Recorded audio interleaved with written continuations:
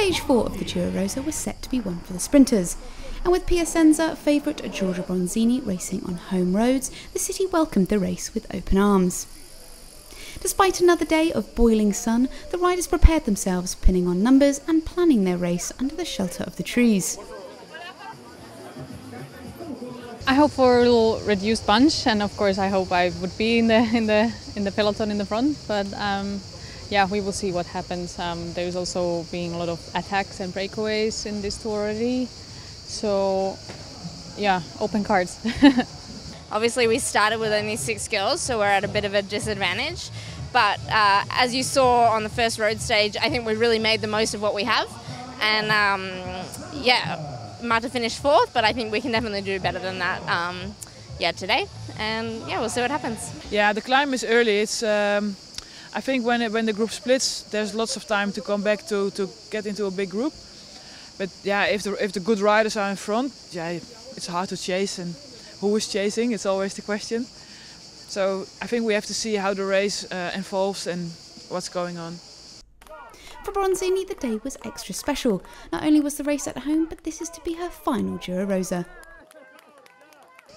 Thanks a lot my city for put an effort for this. It will be my last Giro as a rider, so I'm really an emotional day today.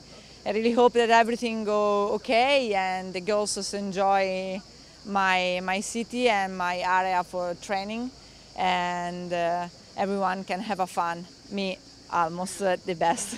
Sunweb's Leah Kirkman started the day in the Maglia Rosa after taking it from her teammate Lucinda Brand. Today's day started and finished in Piacenza, and the riders had to climb 2 moderate hills halfway along the 109-kilometre stage to finish back where they started. Despite some other attacks, OLENA PAVLUKHINA was the sole break of the day, building a gap of nearly 2 minutes. The bunch happy to let her go, at least until the race entered the final kilometres of the day. In the final 10 kilometres, the bunch quickly closed the gap down, and as they entered the suburbs of Piacenza, the Azerbaijan rider was caught by a speeding peloton, intent on a bunch finish. The sprinters' teams formed themselves into a clear lead-out trains as they neared the final kilometres, with Mitchelton Scott leading the peloton with the train of Sunweb and Alla Cipollini right on their wheel.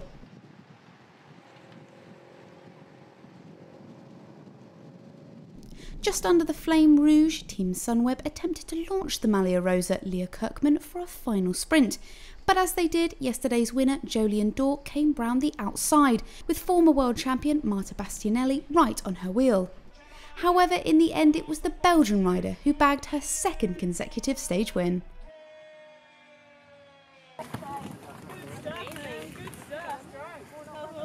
The first climb was alright, but then the second climb they attacked, I guess, in the front, and they were really racing it, so I got dropped actually.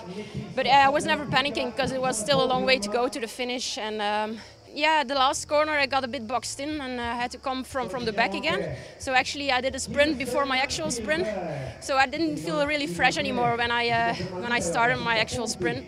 But it was enough to win it. It was my tactic. Because now I am not so good on the sprint from peloton, and other girls was preparing for sprint, and my job was going breakaway. The middle of today's stage was actually kind of hard. There was a climb in there and it split up a little bit, but then once that was over, it seemed like most teams were interested in having a bunch sprint, and so that's what we set up for as a team.